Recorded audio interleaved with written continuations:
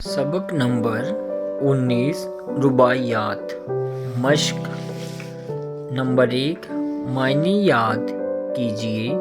گبر غیر مسلم، آتش پرست، بیر دشمنی، شر برائی، عوض بدلے میں، بہشت جنت، چارہ علاج، فنا موت خاتمہ، حیات زندگی، فانی ختم ہونے والا، مسرت خوشی، ملول اداس۔ نمبر 2 سوچیے اور بتائیے۔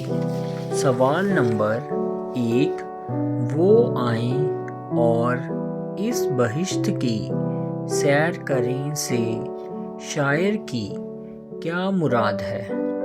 جواب: وہ آئیں اور اس بہشت کی سیر کریں میں اس مصرعے سے شاعر کی مراد یہ ہے کہ جو لوگ اس دنیا کو جہنم کہتے ہیں ان سے مولانا حالی مخاطب ہو کر کہتے ہیں کہ وہ آ کر اس بہشت یعنی جنت کی سیر کریں۔ سوال نمبر 2 دوسری رباعی میں شاعر نے کیا پیغام دیا ہے؟ جواب: دوسری رباعی میں شاعر نے یہ پیغام دیا ہے کہ ہمیں جو یہ زندگی ملی ہے اسے گزارنا تو ہے ہی، اب وہ ہمارے اوپر منحصر ہے کہ ہم ہنس ہنس کر گزاریں یا پھر رو کر گزاریں۔ سوال نمبر 3 تیسری رباعی میں حیات فانی کا رشتہ کس چیز سے قائم کیا گیا ہے؟